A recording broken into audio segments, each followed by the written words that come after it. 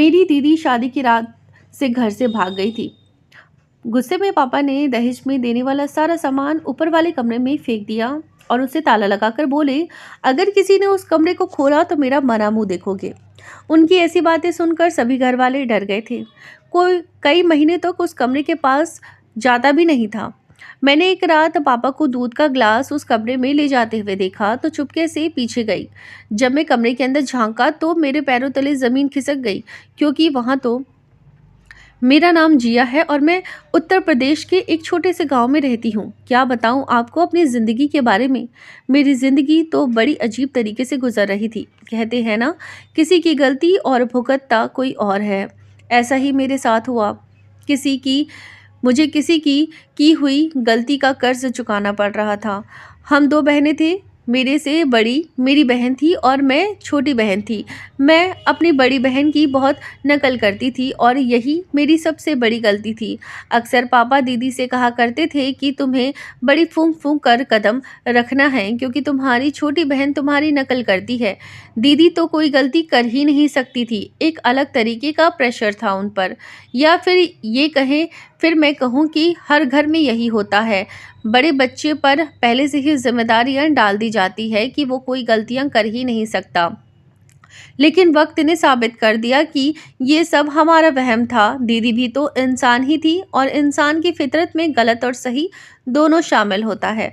मेरी दीदी बहुत ही ज़्यादा खूबसूरत थी। जैसे ही उसने अपनी ग्रेजुएशन पूरी कर ली तो उसे हर तरफ से रिश्ते आने लगे।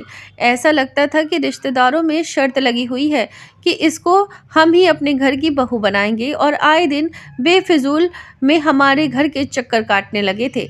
पापा ने सोचा कि अगर एक घर में हम अपनी बेटी दे दी जाए तो दूसरे वाले घर वाले बिना वजह नाराज हो जाएंगे। इसीलिए पापा ने फैसला किया कि जहां कोई रिश्तेदारी ना हो, दूर दूर तक, वहां पर मेरी दीदी की शादी करेंगे। तब शायद पापा को ये अंदाज़ा नहीं था कि वो कितनी बड़ी गलती करने जा रहे हैं।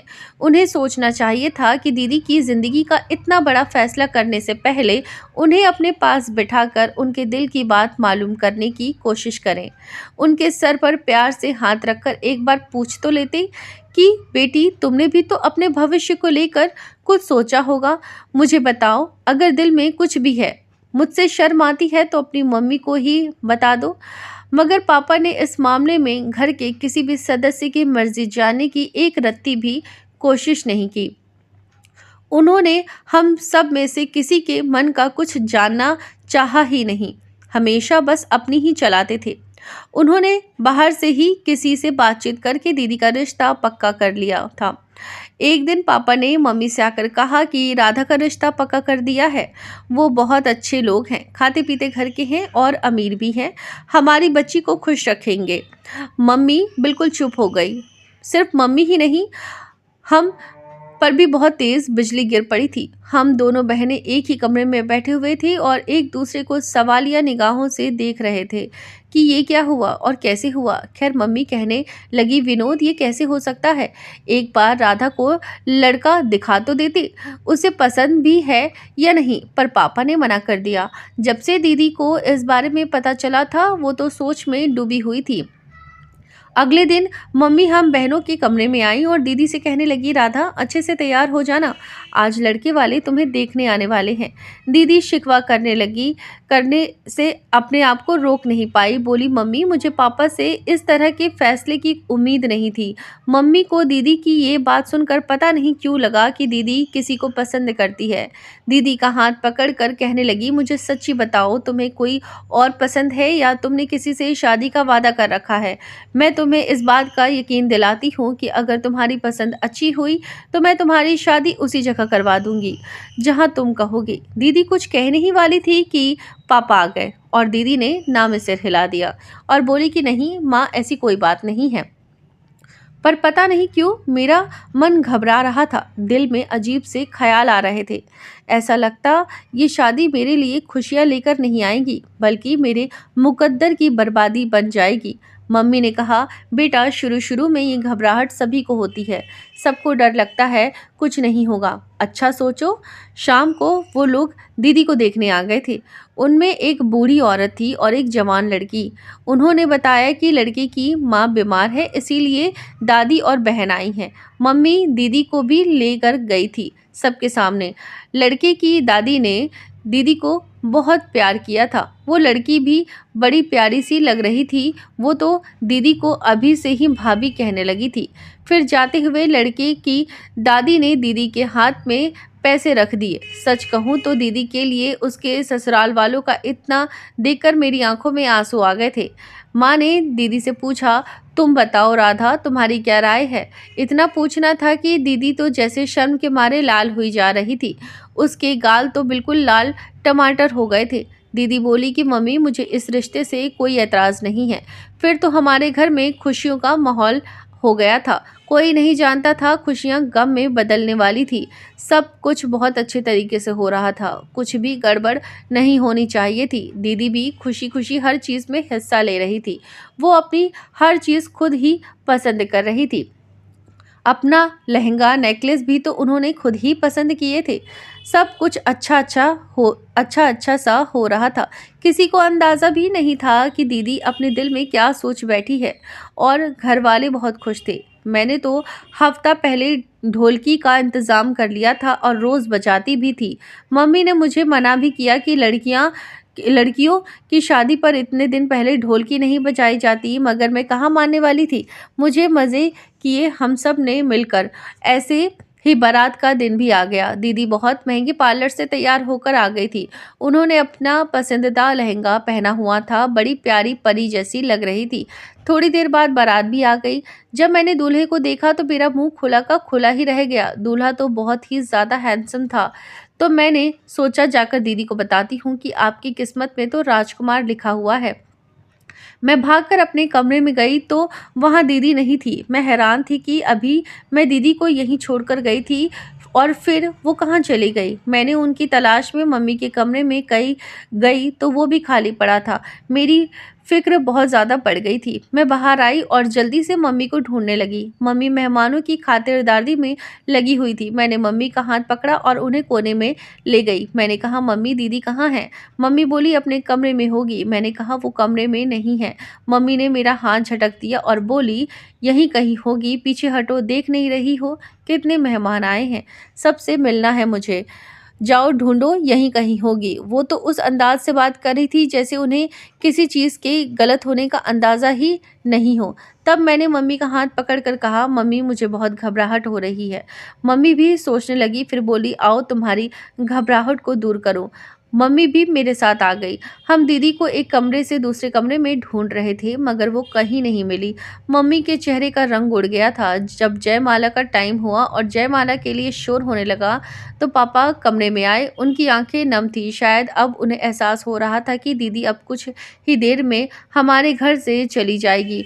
उन्हें नहीं पता था कि उनकी बड़ी बेटी उनकी इज्जत को तार तार कर गई है। पापा कहने लगे, जल्दी से राधा बेटा को ले चलो, जयमाला का टाइम हो रहा है। मम्मी रोते हुए बोली, राधा कहीं नहीं मिल रही है। पापा बड़ी हैरत से मम्मी की तरफ देखने लगे और बोले, क्या मतलब कि वो कहीं नहीं मिल रही है? यही कहीं होगी, पापा ने कहा। मम्मी रोते हुए बोली, मैंने घर का कोना कोना छान मारा है, कहीं नहीं मिल रही है। पापा तो दिल पर हाथ रखकर दहाड़े मारकर रोने लगे। अब मेरी इज्जत तो खाक में मिल जाएगी। अब कोई मुझे इस रुसवाई से बचा नहीं सकता। तुम ही बताओ, अब मैं बाहर जाकर क्या कहूँ? लोगों का सामना कैसे करूँ? कैसे जाकर बारातियों से कहूँ कि बारात को वापस ले जाओ, क्योंकि मेरी बेटी ने मेरी इज्जत नीलाम कर दी है। मम्मी भी रोए जा रही थी। फिर बोली, विनोद आप बेड पर जाकर लेट जाइए, मैं कोई बहाना बनाती हूँ कि मेरे पति की तबीयत खराब हो गई है, ऐसे में अपनी बेटी को विदा नहीं कर सकती। पापा बोले, तुम में इतनी हिम्मत है कि तुम बाहर जाकर कुछ कर सको? मम्मी ने अपने आंसू पोंछे और कहने लगी कि आपकी इज्जत बचाने के लिए मैं कुछ भी कर सकती हूँ। पापा कहने लगे, काश तुमने लड़कियों को भी अच्छी शिक्षा दी होती। मम्मी ने सबके सामने जाकर कह दिया कि मेरे पति की को दिल का दौरा पड़ा है, ऐसे में हम अपनी बेटी को विदा नहीं कर सकते। आप लोगों को बड़ी मेहरबानी होगी कि आप लोग आपसे वापस बारात ले जाएं और फिर किसी दिन अपनी अमानत को शादी कर सादगी से विदा कर देंगे। अब तो हर तरफ बातें होने लगी। मम्मी ने खुद को कमरे में बंद कर लिया था। लोग तरह तरह की बातें कर रहे थे और हमारे पास उनका कोई जवाब नहीं था। इसीलिए हम सब एक ही कमरे में खामोशी से बैठे हुए थे। हमने कभी सोचा भी नहीं था कि दीदी के लिए हमें ऐसी बुराइयां सुननी पड़ेगी। मम्मी पापा से बोली, अब आप रोइए मत, इस तरह आपकी तबीयत खराब हो जाएगी। पापा गुस्से से कहने लगे कि तुम तो बात ही मत करो। अगर तुम्हें मेरी इतनी फिक्र होती तो अपनी बेटियों को लगाम लगा कर रखती। मम्मी बेचारी बहुत शर्मिंदा हुए जा रही थी। पापा ने सारा सामान छत वाले कमरे में फेंक दिया और उसमें ताला लगा दिया और बोले कि आज के बाद कोई इधर आएगा तो मेरा मरा हुआ मुंह देखेगा। उसके बाद हमारे घर में एक अजीब सी मायूसी थी। हम सब एक दूसरे से नजरें चुराने पर मजबूर थे। पापा भी हम सब से छुप छुप कर रोया करते थे। अब वो हमेशा बहुत थके थके से लगते थे। मम्मी कहती थी कि तुम्हारे पापा हम सब से छुप कर छत पर जाकर रोते हैं। हमें तो यह लगा कि दीदी की शादी का किस्सा खत्म हो गया है, मगर 1 महीने बाद हमें लड़के वालों की तरफ से फ़ोन आया। लड़की की दादी कहने लगी कि 1 महीने से हमसे आपसे बातचीत नहीं की है क्योंकि हम बहुत नाराज़ थे। बारात को आप लोगों ने वापस भेज दिया, मगर ठंडे दिमाग से हमने सोचा कि आपकी भी कोई मजबूरी होगी। कहीं ऐसा तो नहीं कि आपकी बेटी ने शादी से इनकार कर दिया या उसे कोई और पसंद है। अगर ऐसी कोई बात है तो हमें उस पर कोई एतराज़ नहीं है। अगर आप अच्छा समझे तो अपनी छोटी बेटी का रिश्ता दे दें, क्योंकि हमने बहुत घरों में रिश्ता ढूंढा पर आपके बच्चे हमें बहुत अच्छे लगे। बेटी का रिश्ता अच्छे लगे, आपका हम घर हमें अच्छा लगा, इसीलिए हम चाहते हैं कि किसी न किसी तरह हमारी रिश्तेदारी आपसे ही हो जाए। मम्मी कहने लगी, ठीक है, मैं अपने पति से बात करके आपको बताती हूँ। मम्मी ने फ़ोन रख दिया और मुझसे बोली, जिया क्या तुम्हें ये रिश्ता मंजूर है? मैंने कहा, जिस तरह से पापा ने दीदी के जाने के बाद हमारा जीना हराम कर रखा है, नफ़रतों की निगाह से हमें देखते हैं, मैं चाहती हूँ कि दिन से रात ना हो और मैं यहाँ से चली जाऊँ और दोबारा यहाँ वापस लौट कर ना आऊँ। मम्मी मेरे गले में अपना हाथ डालकर रोने लगी। बोली, हमारा नसीब ऐसा ही है, किसी और की सज़ा अक्सर हमें ही मिलती है। तुम्हारी माँ के साथ भी ऐसा ही हुआ था और तुम्हारे साथ भी ऐसा ही हो रहा है। मैं चाहती हूँ कि तुम्हारी तकदीर बदल जाए, मगर मैं क्या करूँ, मैं तो खुद मजबूर हूँ। हमारे हाथ बंधे हुए हैं। मम्मी इस कदर टूटी हुई थी कि मुझे भी उनकी हिम्मत बनना पड़ा। मैं मम्मी से बोली, आप नाराज़ मत हो, भगवान सब अच्छा करेंगे। मैं उठकर कमरे से चली गई क्योंकि पापा के घर आने का टाइम हो गया था। आज मेरा मन अजीब सा हो रहा था। जैसे ही घर का दरवाज़ा खुला, मैं अपने कमरे की खिड़की के पास आकर बैठ गई। पापा घर आए। पापा ने पहले इधर उधर देखा और आंगन को खाली पाकर वह दबे कदमों से किचन में चले गए। मुझे उनके इस अंदाज पर हैरत हुई। फिर थोड़ी देर बाद वह किचन से वापस आए तो मुझे उनके हाथ में दूध का ग्लास दिखा। पापा इधर उधर देख रहे थे जैसे वह यह बड़ी समझदारी से कर रहे हों। उन्हें कोई नहीं पाए। फिर पापा धीरे धीरे सीढ़ियाँ चढ़ने लगे और फिर छत पर चले गए। मैं बिल्कुल हैरान होकर बैठ गई थी। ये सब मेरी नज़रों के सामने हो रहा था। ये सब क्या था? यह बिल्कुल आम सी बात थी, मगर पापा की खुफिया अंदाज ने उसे खास बना दिया। मुझे फिर उस बात की फिक्र हुई कि मम्मी पापा के आने के बाद भी कमरे से क्यों नहीं निकली, जबकि पहले पापा की आहट से ही मम्मी सारे काम छोड़कर पापा के पास आ जाया करती थी। फिर आज क्या हुआ था उन्हें? मैं दबे कदमों से मम्मी के कमरे में गई तो पता चला कि वह तो सो रही है।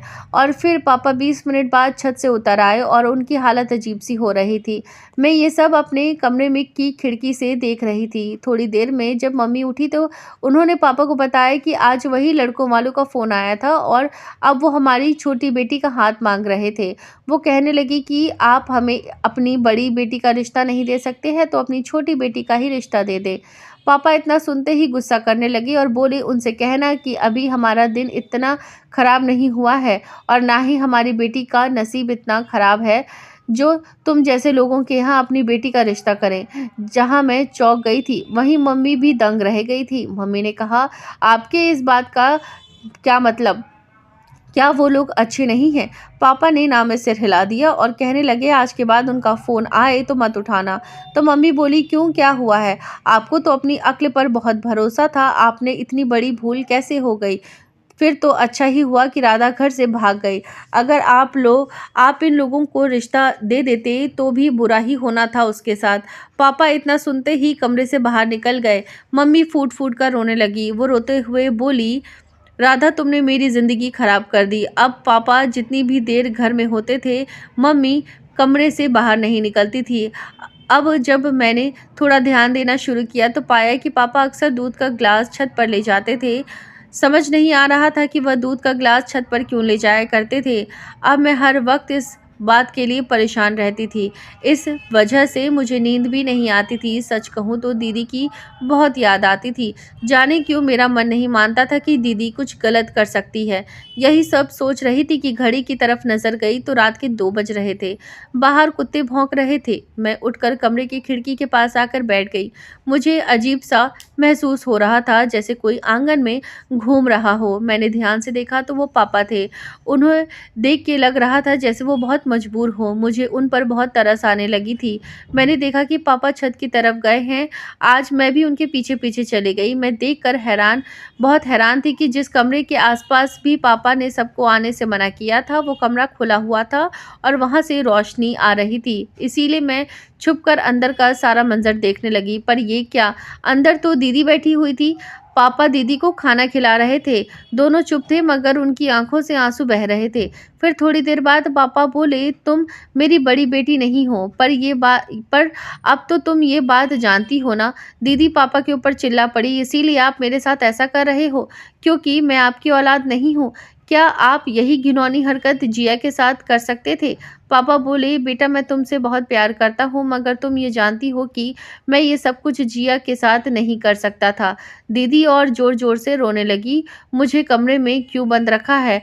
आज ही बहुत वक्त है। वैसे तुम तो सारा दिन बेहोश हो जाती हो।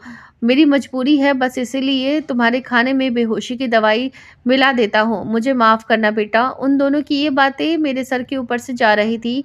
फिर पापा कहने लगे, जिया की वजह से मैं ज़्यादा देर कभी छत पर नहीं रहता हूँ क्योंकि मुझे लगता है कि उसे कहीं मुझ पर शक ना हो जाए। वो देर रात तक जगी रहती है, अभी सो रही है। इसीलिए आज मैं तुम्हें सब सच बताता हूँ। हम 2 भाई बहन थे। एक मैं और एक मेरे से बड़ी बहन थी। वो मेरे पूरे 10 साल बड़ी थी, इसीलिए उनकी शादी पहले हुई थी। दीदी की शादी के बाद हमारे घर में बहुत खामोशी सी छा गई थी। इसीलिए मेरे मम्मी पापा ने जल्दी ही रिश्ता तय करके शोभा से मेरी शादी कर दी। उन्हीं दिनों हम घर पर कयामत सी आई थी क्योंकि दीदी का पति अच्छा नहीं था। वो दीदी के साथ मारपीट करता था, इसीलिए दीदी का उससे तलाक हो गया और दीदी हमारे घर आ गई थी। दीदी की गोद में 2 महीने की बच्ची थी। उन्हें ना अपनी फिक्र और ना ही बच्ची की फिक्र रहती थी। माँ बाप भी बूढ़ी हो चुकी थी, इसीलिए वो भी उस बच्चे को संभाल नहीं सकती थी। तुम जानती हो वो बच्ची कौन थी? तुम, मेरी बड़ी बेटी। शोभा ने तुमको हाथों हाथ ले लिया और तुमको इतना प्यार किया कि मैं भूल ही गया कि तुम मेरी बेटी हो या भांजी। जब तुम बोलने लगी तो शोभा को मम्मी कहने लगी और अपनी माँ को बुआ। हालात कुछ संभलते तो हम तुम्हारी मम्मी का रिश्ता ढूंढने लगे। दीदी ने एक लड़के का नाम खुद ही लिया। मेरी शादी उससे करवा दो। पापा ने मुझे कहा, उस लड़के के बारे में पता लगाओ। पता किया तो वो लड़का फ्रॉड निकला। मैं जब तक ये बात तुम्हारी मम्मी को बताता तब तक तो वो उस लड़के के साथ भाग चुकी थी। फिर मुझे कभी नहीं मिली, मगर जब मुझे ये ख्याल आता कि तुम कहीं अपनी मम्मी के जैसी तो नहीं निकलोगी तो मेरा जीना हराम हो जाता था। इसीलिए मैंने जल्दी जल्दी तुम्हारा रिश्ता देखा और तुम्हारी शादी कर डाली। जब लड़के की माँ बीमार थी और दादी और बहन मौजूद थी तो मैंने सोचा चलो कोई बात नहीं है, जल्दी जल्दी शादी जल्दी हो जाएगी। पता है फिर क्या हुआ? जिस दिन तुम्हारी बारात में लड़की की माँ ठीक होकर आई तो उन्हें देखते ही मुझे समझ में नहीं आया कि मैं क्या करूं। मुझे उस समय जो ठीक लगा मैंने वही किया। बेटा तुम जानती हो लड़की की माँ कौन थी? मेरी दादी और तुम्हारी असली माँ थी, यानी वो लड़का असल में तुम्हारा भाई था। मैं ये सब देखकर काफ़ी परेशान हो गया था, इसीलिए मैंने तुमसे कहा कि छत पर आकर मेरी बात सुनो और फिर मैंने तुमको छत वाले कमरे में बंद कर दिया। मैंने सोचा था कि सुबह तक शुभा को सारी सच्चाई बता दूंगा। फिर मैंने सोचा कि कहीं तुम अपनी सगी माँ के जैसे भाग न जाओ, इसीलिए मैंने तुमको यहाँ पर बंद रखा। ये मत समझना कि अपनी बहन की बेटी को मैंने कैद करके रखा। मैंने अपनी औलाद से प्यार करता हूँ। जिस दिन से मैं तुम्हें बंद करके रखा है, उस दिन से जिया से सही से बात भी नहीं करता हूँ। उस पर भी मैं बहुत सख्ती दिखाता हूँ। राधा दीदी जैसे एकदम से होश में आ गई थी। वह बोलने लगी, अगर मैं घर से भाग जाती तो आपकी इज्जत खाक में मिल जाती, मगर आपने मुझे यहाँ बंद करके भी अपनी इज्जत खाक में मिला ली है। लोग तो बातें बनाते ही होंगे कि राधा घर से भाग गई है, तभी तो बारात वापस लौट गई। अभी वह दोनों बात कर ही रहे थे कि चिड़ियाँ चहचहाने की आवाज़ आने लगी। तो पापा बोले, बेटा अभी मैं जा रहा हूँ, सुबह हो गई है। मैं जल्दी से आगे बढ़ी और बोली, और बस पापा, मैं अपनी दीदी पर और जुल्म नहीं होने दूंगी। इसकी मम्मी ने जो गलती की है, इसकी सज़ा दीदी को नहीं होने दूंगी। आपने ये सब क्यों किया दीदी के साथ? पापा मेरी बात सुनकर बिल्कुल चुप हो गए थे और नीचे चले गए। इसीलिए मैं दीदी का हाथ पकड़कर नीचे ले आई। पापा उस समय बहुत शर्मिंदा थे और मम्मी दीदी को देखकर बहुत खुश हुई। फिर मैंने मम्मी को सारी बात बताई। पापा ने सबसे माफ़ी मांगी। हम सब ने पापा को माफ़ कर दिया। पापा ने दीदी को उनकी माँ से मिलने की इजाज़त दे दी। अब दीदी की शादी एक बहुत ही अच्छे लड़के से होने वाली थी। अब घर में खुशियाँ ही खुशियाँ थी। तो दोस्तों, आपको हमारी कहानी कैसी लगी है, कृपया हमें कमेंट में ज़रूर बताएं। और चैनल पर नए आए हैं तो हमारे चैनल कहानी वो अनकही को सब्सक्राइब करना ना भूलें। धन्यवाद।